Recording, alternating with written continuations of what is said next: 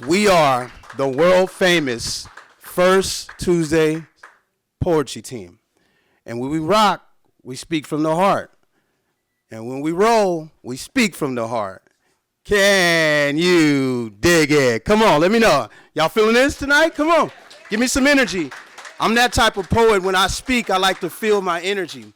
You know what I mean? We are from the tribes where our ancestors gave us the energy to speak freely. So tonight we get to speak freely about some stuff that's been devastating our community. And the next piece that we got is something that we get to deliver, meaning we and I and the rest of my tribes that are with me today. So man, this next poem that we about to do, this one is called Stop and Frisk. And this is something that me and my team put together just to make sure that you guys understand how we really feel about the situation that's going on here in this so-called America, this so-called freed America. Here we go.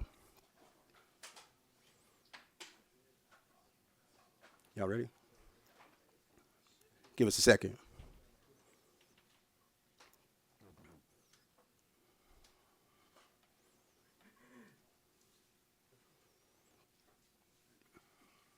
We good over there?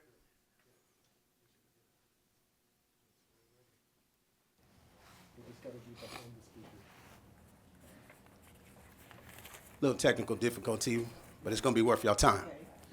Am I ready in the corner? All right, so here we go. Stop and Frisk is the title of what we're doing today, right? So here we go. As I rise to start my ghetto day, I hope and pray to see the whole day. With no promise of tomorrow, I'll keep my head and avoid all sorrow. So grab your heart as I start my stroll through a nigga's soul, a place filled with sadness, so call the shit inner city madness. I said, so call the shit inner city madness. They say my skin's my sin, scarlet letter, bound and fettered, chained and tethered. I'm truly not free, cause anytime, whatever, they could pat my pockets and pee my flow. Say what I can and can't do and where to go. Say what I can and can't do and where to go. You know, I would always say that God knows not to put me in one of those types of situations. You know, the types of situations where my privacy gets treated like a doormat, right? Ignored and stepped over or swept on and swept over by some crooked ass cop mad because he just be pig. While I be pigmented. Come on now. Me over because I fit the description of tall, dark, and handsome. I said pulling me over because I fit the description of tall, dark, and handsome. Rodeo, they rob me ragged. I could be buttoned up, a thug and sagging. Grand dragons, captains, lieutenants, whatever rank, they're frankly a menace. Who need penance and to change their tenets? Who need penance and to change their tenets? It's a damn shame. After 400 years, it's still the same old shit. With this stop and frisk, but with the bullshit twist. No whips, just a devil's fist, followed by a billy club.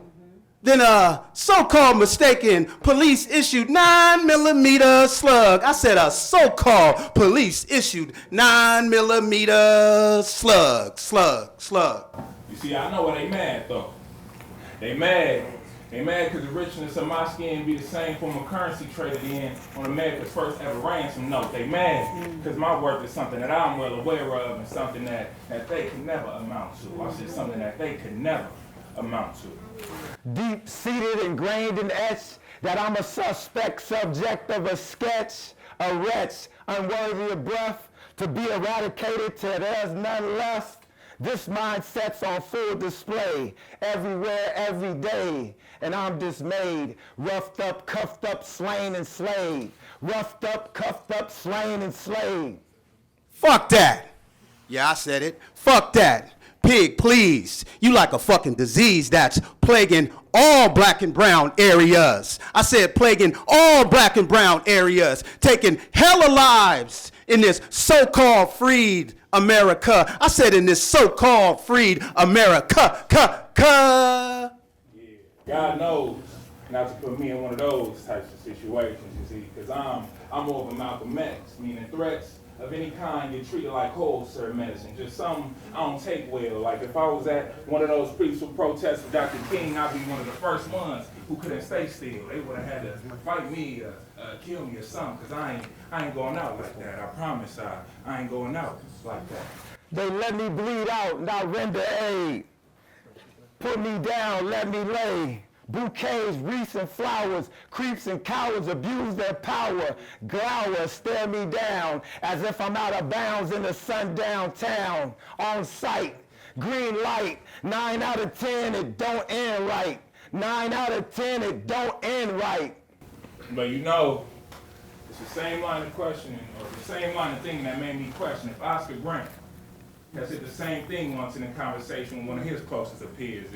If Philando Castile had felt the same way, if William McNeil Jr.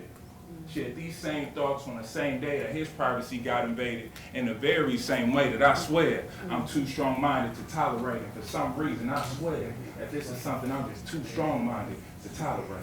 Come on. And this drastic harassment by your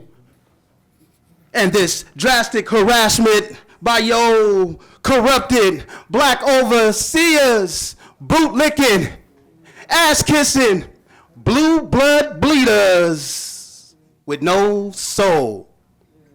You're an embarrassment to our ancestors who are turning in their graves at the way your punk ass behave. I said you're an embarrassment to our ancestors who are turning in their graves at the way your punk ass behave. They strike like cobras, my life swiped over. They hype like soldiers, cold as Nova Scotia.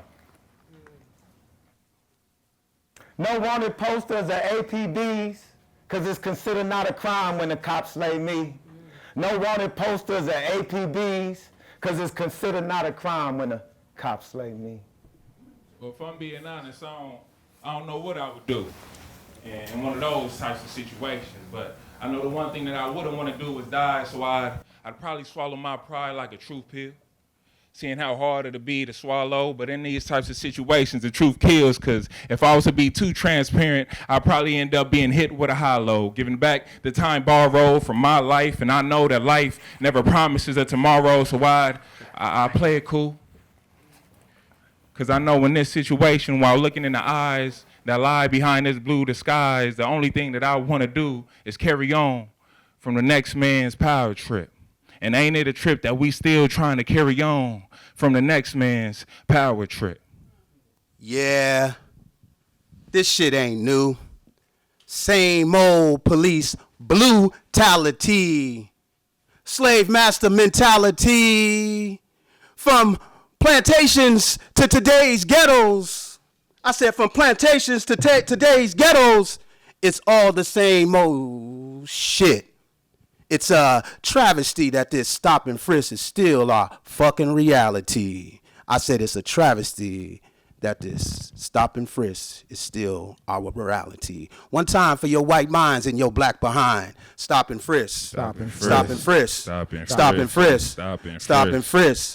Stop and frisk. Thank you.